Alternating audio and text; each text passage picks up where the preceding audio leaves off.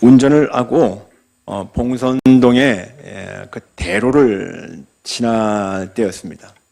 대로변의 식당 앞에 서너 사람이 오들오들 추위에 떨면서 담배를 피우는 모습을 볼 수 있었습니다. 눈도 많이 오고 아주 추운 시간이었어요.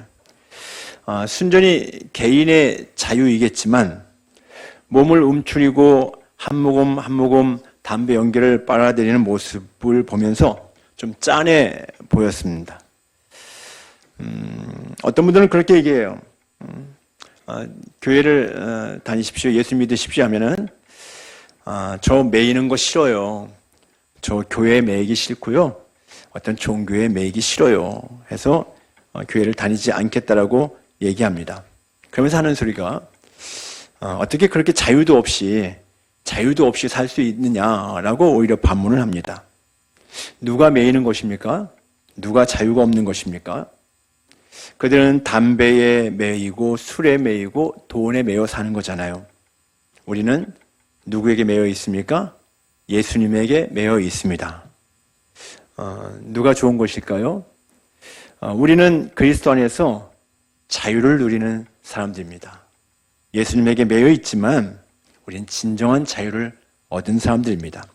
예전에는 죄의 종로로 타던 자들이었습니다. 아무 소망 없이 살던 자들이었습니다. 그런 우리가 죄의 속박에서 풀어지고 자유를 얻게 된 것입니다. 지난 주 중에 에베소서의 말씀을 묵상하신 분들이 지금 에베소서 말씀을 묵상하고 있지 않습니까? 묵상하는 내용 중에서 이제 더 이상 우리는 외인도 아니고 나그네도 아니고 오히려 하나님 나라의 시민이고 하나님의 가족, 하나님의 자녀가 되었다라고 성경에서 확인할 수 있었습니다. 누가 되었다고요? 하나님의 가족, 하나님의 자녀가 되었다라는 거예요. 어떻게 그런 일들이 일어나게 된 것입니까? 갑자기 우리 스스로에게 어떤 초능력 같은 것이 생겨서 그렇게 된 것은 아닙니다. 우리는 여전히 그런 능력도 그런 자격도 없습니다. 결론적으로 말하면 하나님의 은혜일 뿐입니다. 오늘 본문에도 그런 사람들이 등장하고 있습니다. 마태는 유대인들을 대상으로 하는 복음서를 기록하면서 가장 먼저 예수 그리스도의 족보를 기록하고 있습니다. 지금 마태복음은 유대인들을 대상으로 쓴 복음서예요. 그런데 가장 먼저 예수 그리스도의 족보를 기록하고 있어요. 1장에. 여기에는 어떤 신학적 의도가 담겨져 있습니다. 1절에 보면요. 아브라함과 다윗의 자손 예수 그리스도의 계보라 이렇게 말씀하고 있습니다.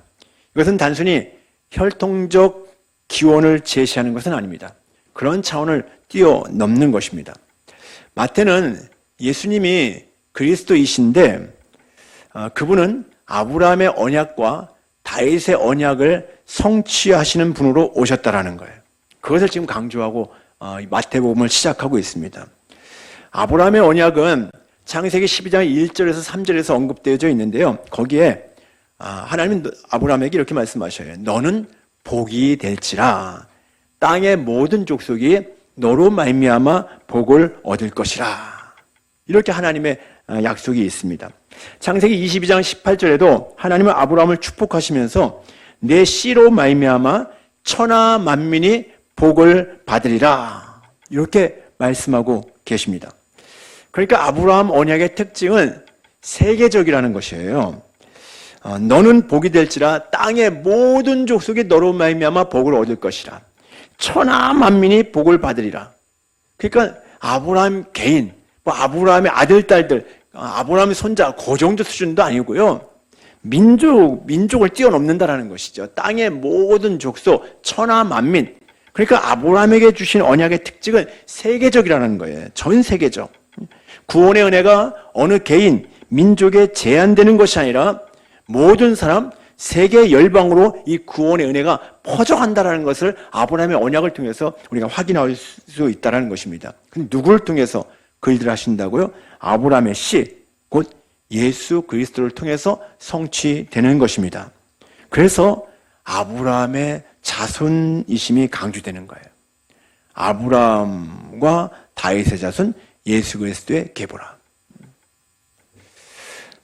또한 여기 다윗의 자손이라고 했잖아요. 다윗과 맺으신 언약을 생각할 수 있는데요. 다윗과 맺으신 언약이 뭘까요? 그의 왕권이 영원할 것이다라는 약속이었습니다. 사무엘하 7장 12절에서 16절에 보면요. 하나님은 다윗에게 이렇게 말씀하셔요. 내 몸에서 날 내 씨가 내 뒤를 세워 그의 나라를 견고하게 하리라. 내 왕위가 영원히 견고하리라. 하나님이 다윗을 축복하면서 그의 나라가 견고하리라, 그의 나라가 견고하리라는 것을 여러 번 반복해서 말씀하셔요. 내 왕위가 영원히 견고하리라 그렇게 축복하고 계셔요. 그러니까 이 약속 역시 영원한 왕권을 가지고 주님의 나라를 다스리실 예수 그리스도를 통해서 성취된다라는 것을 말씀하고 있는 거예요.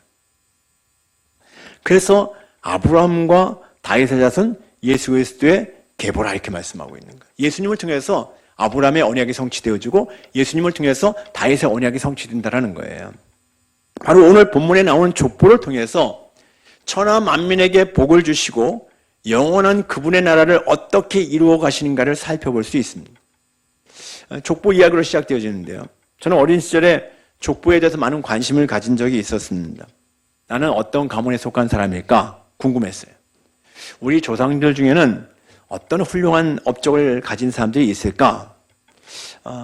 그런 것들을 살펴보는 일에 아주 흥미가 있었습니다. 그래서 저희 아버님에게도 많이 물어보고 저희 할아버님에게도 물어보고 또 족보를 직접 찾아보기도 하고 그렇게 한 적이 있었습니다. 족보를 보니까 정말 유명한 분들이 있어요. 고등학교 역사책에서 공부한 분들의 이름도 있고요. 그런 분들을 보면은 제 안에 막 자부심이 생겼습니다. 제가 여러분들에게 얘기하지는 않겠습니다. 또 저를 자랑하는 것이 될까봐. 예. 어쨌든 유명한 분들이 있어요. 이름만 되면 알 수 있는 분들. 또 근대 시대에도 또 이름만 되면 알 수 있는 분들이 족보에 있더라고요. 반면에 그분들만 있었던 것이 아니라 간신도 있었더라고요. 역적의 이름을 발견할 때도 있었습니다. 그런데 그런 이름들은 쳐다보기도 싫었어요. 기억조차 하기도 싫었습니다. 왜 이런 사람들이 우리 족보에 들어가 있는가? 오히려 화가 나기도 했습니다. 우리의 가문의 명예를 떨어뜨리는 것 같은 그런 마음이 들기도 했습니다. 여러분들 누구나 자신의 이름이 기록된 족보가 부끄러움이 없는 깨끗한 족보이기를 기대하는 것은 당연할 것입니다. 그런데 오늘 마태복음 1장의 족보를 살펴보면서 이게 웬일입니까? 오늘 본문에 예수님의 족보가 나오는데요. 예수님이 누굽니까? 그분은 하나님의 아들, 인류의 구원자이십니다. 그분의 족보라면 당연히 보통 사람들과는 달라야 한다고 생각할 수 있습니다. 하지만 예수님의 족보는 시작부터 수치로 얼룩져 있습니다. 더럽고 추한 모습들이 이 족보에 담겨져 있습니다. 그것이 무엇입니까? 오늘 읽은 본문에 5명의 여인이 들어가 있기 때문입니다. 아니, 여자 이름이 들어갔다고 그 족보가 문제 있다? 잘 이제 들어보시면 되겠습니다. 제가 여자를 특별하게 안 좋게 생각하는 거 아니에요. 그 여인들의 이름은 순서대로 다말, 라합, 룻. 그 다음에는 이름은 나오잖아요. 우리아의 아내, 또 마리아. 이렇게 5명입니다. 본문 당시의 상황에서는 족보에 여인들의 이름이 들어갔다는 것은 이례적인 일입니다. 특종감이라는 거예요. 여성들은 사회적으로, 정치적으로 천대받던 사람들이었습니다. 통계 숫자에도 들어가지 못할 정도로 심각한 차별을 받았습니다. 예수님 당시에 숫자가 많이 나오지 않습니까? 근데 이렇게 나와요. 여자와 어린아이 외에 5,000명이 모였다. 이렇게. 여자와 어린아이 외에 3,000명이. 그러니까 여자는 숫자에도 안 들어갈 정도로 아주 심각한 차별을 받는 시대였다라는 거예요. 그런 사회 문화적인 배경에도 불구하고 예수님의 족보에는 왜 이 여인들의 이름이 들어갔을까? 궁금하지 않습니까? 그렇다고 해서 이 여인들의 이름을 넣어서 족보가 더 가치 있어지는 것은 아니었습니다.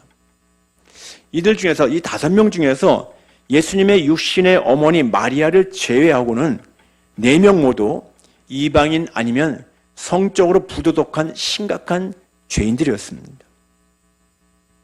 차라리 이 여인들의 이름을 족보에서 빼버렸다면 이 족보가 훨씬 깨끗해지고 명예가 더해졌을 것이라고 생각할 수 있습니다.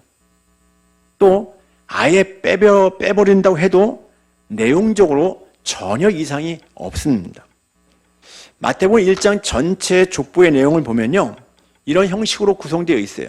누구는 누구를 낳고, 누구는 누구를 낳고, 누구는 누구를 낳고, 누구는 누구를 낳고. 전체가 이런 형식이에요. 근데 예외적으로 3절에는 이렇게 쓰여져 있어요. 유다는 다말에게서 베레스와 세라를 낳고. 좀 다른 형식이죠. 누구에게서 누구를 낳고 이렇게 말씀하고 있어요. 또 5절, 6절에도 보면요, 살몬은 라합에게서 보아스를 낳고, 보아스는 룻에게서 오벳을 낳고, 그 뒤에 보면 다윗은 우리아의 아내에게서 솔로몬을 낳고, 이런 형식으로 좀 다르게 구성되어 있습니다. 전체적인 형식은 누구는 누구를 낳고, 누구는 누구를 낳고, 누구는 누구를 낳고 되어 있는데, 이 세 구절에서만 누구는 누구에게서 누구를 낳고라고 이렇게 표현되어 있다는 것이죠. 그러니까 이 4명의 여인들의 이름을 빼도 이 족보를 전개하는 데 있어서는 전혀 지장이 없다는 겁니다. 그냥 이 여인들을 빼버리고 누구는 누구를 낳고, 누구는 누구를 낳고, 누구는 누구를 낳고 이렇게 전체적으로 구성해도 아무도 몰라요. 전혀 이상하지 않습니다. 굳이 여인들을 배려해서 이름을 넣고자 한다면은 이 사람들 말고 다른 사람 넣을 수 있을 것 같아요. 누굴 넣으면 좋을까요? 아브라함의 아내 사라를 넣을 수 있겠죠.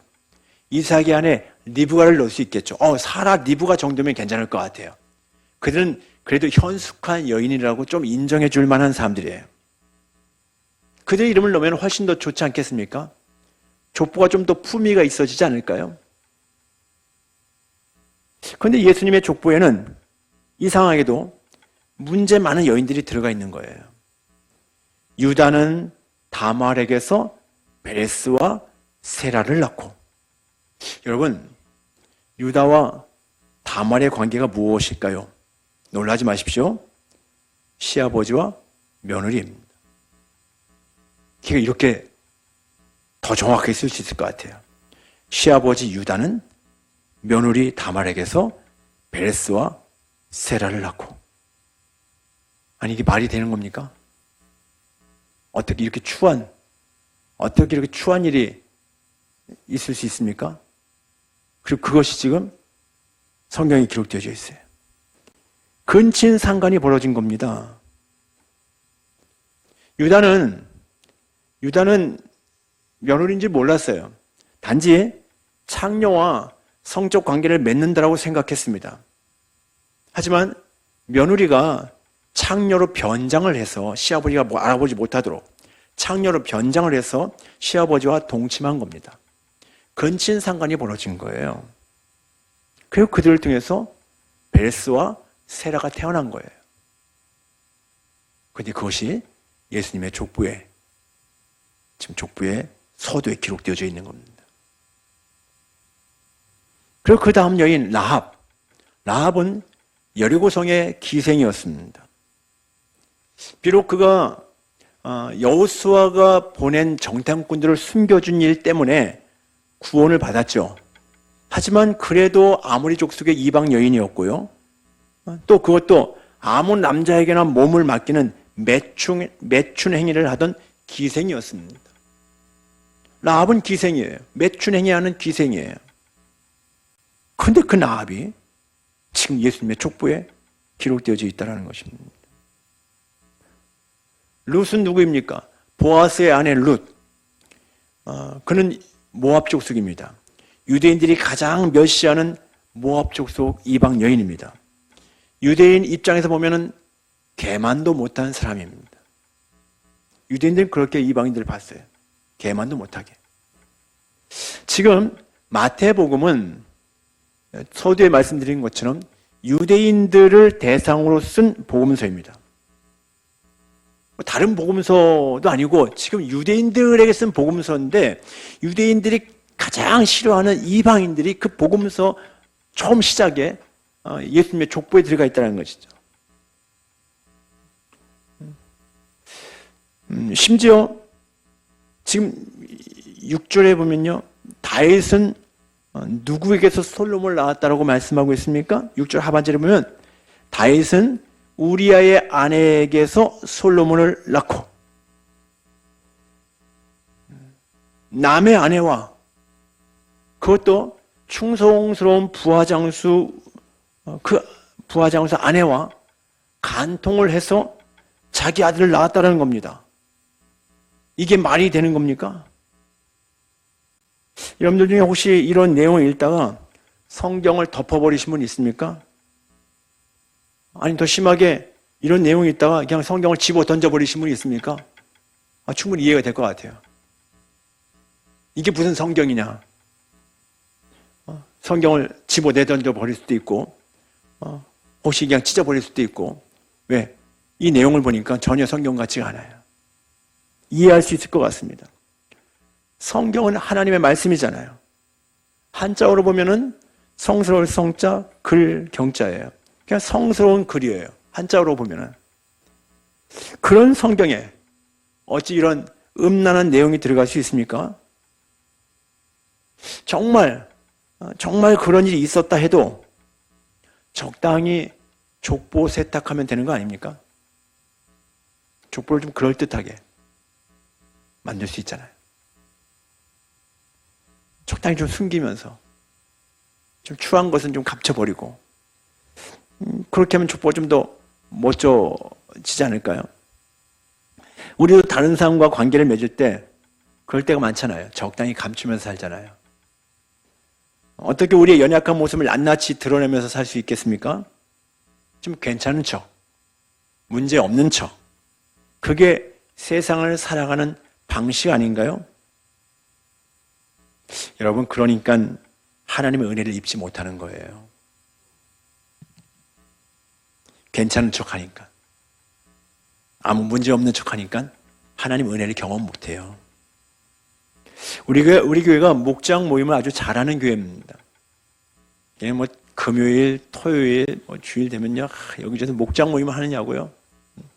주일, 토요일만 돼도요, 오후에 여기 목장 모이고 저기 목장 모이고 다 모여서 은혜들 많이 누려요.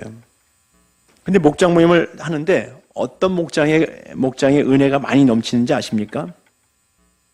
자기를 오픈하고 마음을 나누고 삶을 잘 나누는 목장에 치유와 회복이 일어나는 것입니다. 모였는데 자기 마음을 하나도 나누지 않아요. 내 마음이 어떤가? 나의 삶은 어떤가? 아무도 몰라요. 그냥 적당히 좋은 것만 딱 얘기해요. 아무리 모여도 은혜가 안 됩니다. 자기 안에 그 깊은 골마 터진 것이 치유가 안 일어나요. 그냥 내 안에 상한 마음들, 깨어진 마음들을 드러내고 얘기할 때 어느 순간 성령님 임하셔서 그 마음들을 만져주시고 내 안에 치유가 일어나고 회복이 일어나는 것을 경험하게 될 것입니다. 자신의 연약함을, 자신의 상처를 드러내면서 눈물을 흘릴 때 성령님이 만져주시는 거예요. 나의 연약함을 가지고 고백하면서 영적 가족들에게 기도를 요청할 때 거기에 그 회복의 역사가 일어나는 것입니다. 우리의 연약함들 다 감춰버리면요, 그냥 포장하고 숨겨버리면요, 그럴듯하게 사는 것 같은데 아무 일도 안 일어나는 거예요. 아무렇지도 않아요. 하나님의 역사가 일어나지 않습니다. 오늘 성경에 보니까요, 성경은 감추지 않아요. 숨기지 않아요. 다 드러내고 있습니다. 아주 정직합니다. 성경은 아주 정직해요. 이게 무슨 성경이냐? 예, 세상 사람들이 그렇거든요.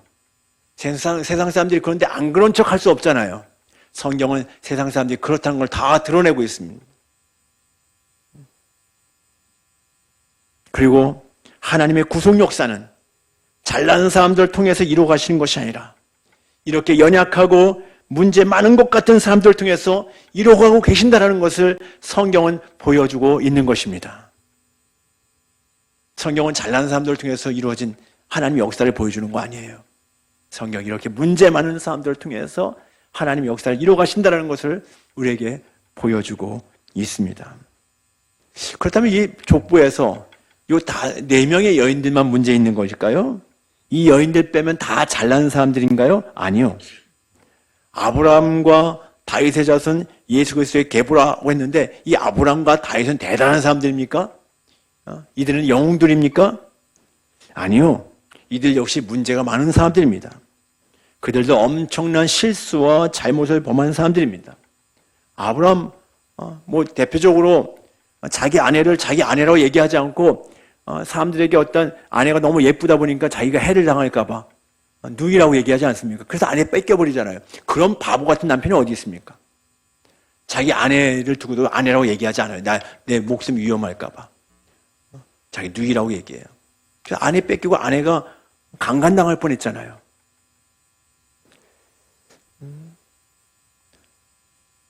하나님의 때를 기다리지 못하고 자기 종과 종을 자기 부인으로 둘째 분이 맞이하면서 이스마엘 낳는 또 그런 하나님의 불순종한 모습도 있지 않습니까? 다윗은 좀 전에 언급됐듯이 자기의 부하 장수의 아내를 자기가 간통을 통해서 아들을 낳고 그걸 감추기 위해서 그 부하 장수를 죽이는 엄청난 죄를 저지른 사람이 다윗 아닙니까? 그들이 영웅인 줄 알았더니 그들도 별 볼 일 없는 사람들이었다는 것이죠.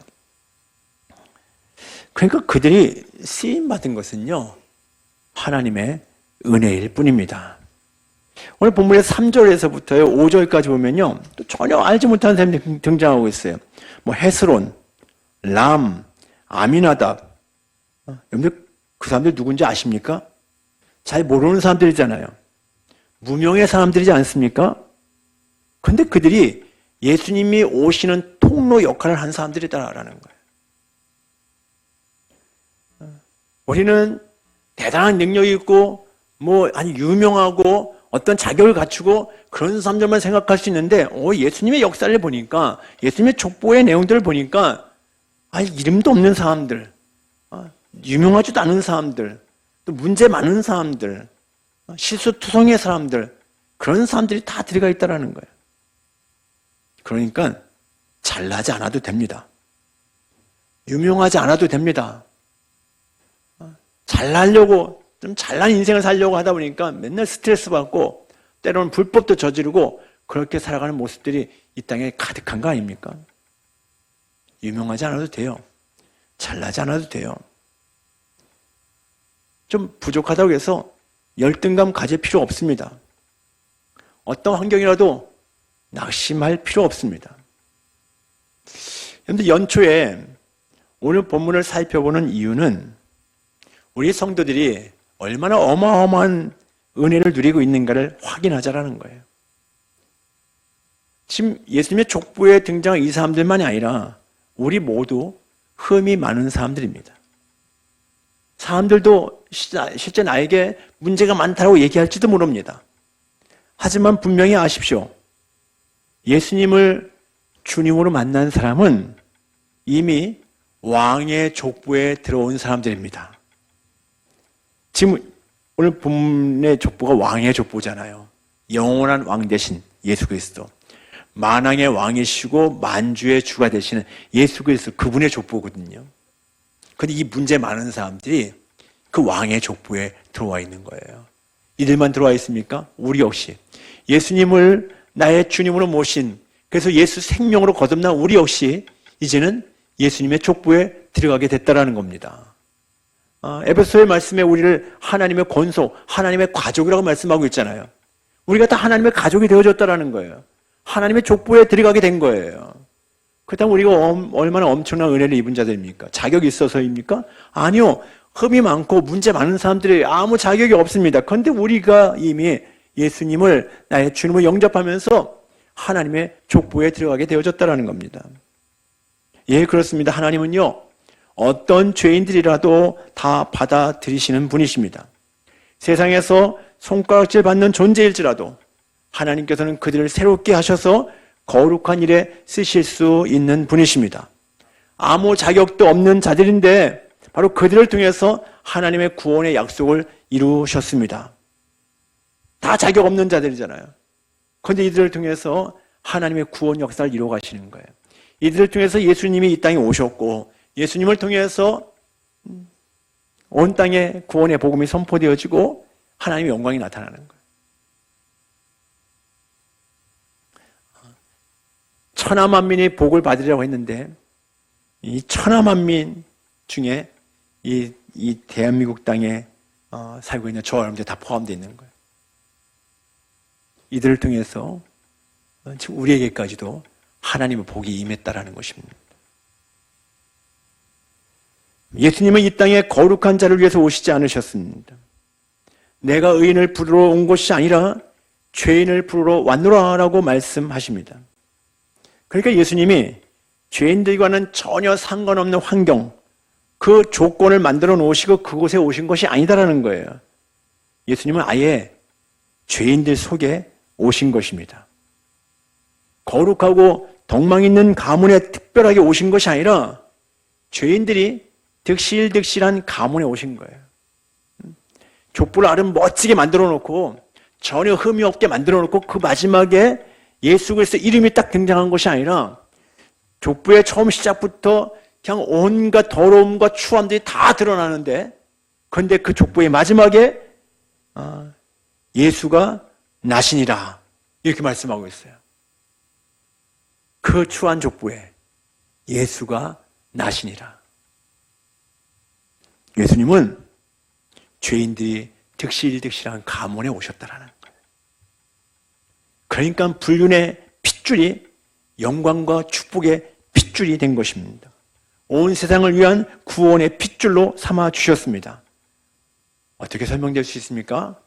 하나님의 은혜가 아니면 설명될 수 없습니다. 우리가 의인들이 고난당하는 것도 도저히 이해할 수가 없어요. 저도 저희 가정이 고난당하는 거 하나님 왜 우리에게 이런 고난을 허락하셨습니까? 이해하기가 참 어려울 때가 참 많아요. 하지만 오늘 본문의 말씀 보면서요. 유다와 다말, 시아버지와 며느리 이들의 근친상간 또 다윗과 우리아의 아내 바세바 도저히 이해할 수 없는 이런 상황들. 그런데 이 같은 사람들이 구속의 역사에 쓰임받았다는 것은 더더욱 이해하기가 어려울 것 같아요. 하나님의 은혜로만 이해할 수 있는 것입니다. 근데 그게 우리의 이야기라는 거예요. 죄도 많이 짓고 실수투성이고 하나님의 말씀대로 제대로 살지도 못합니다. 저만 봐도 그래요. 그럼에도 하나님은 결코 우리를 포기하지 않으십니다. 그래도 사랑하십니다. 문제 많은데, 여전히 실수도 많은데, 정말 부족한 거 투성인데, 근데 그래도 사랑한다. 그래도 사랑한다. 주님이 그렇게 말씀해 주십니다. 그런 나를 위해서 예수님이 십자가에서 생명까지 내어주신 것입니다. 다말, 라합, 룻, 우리아의 아내 그들만의 이야기가 아니라 그들의 모습을 보면 우리의 모습도 보이는 거예요. 근데 그들과 같은 우리들을 주님은 그냥 포기하지 아니하시고 우리를 위해서 대신 십자가에 죽어주셨다라는 것입니다. 그리고 지금도 끝까지 참아 기다리시고 우리를 붙들고 인도하십니다. 얼마나 감사한 일입니까? 하나님은요, 완전한 자격을 갖춘 사람들만 쓰시지 않습니다. 실력이 부족해도, 때로는 실수가 많아도, 문제가 많은 것 같아도 그가 하나님의 손에 붙들리면 되는 것입니다. 그런 사람들을 하나님의 자녀로 삼으시고 하나님의 역사를 이루어 오셨습니다. 나 자신을 보면 희망이 없어요.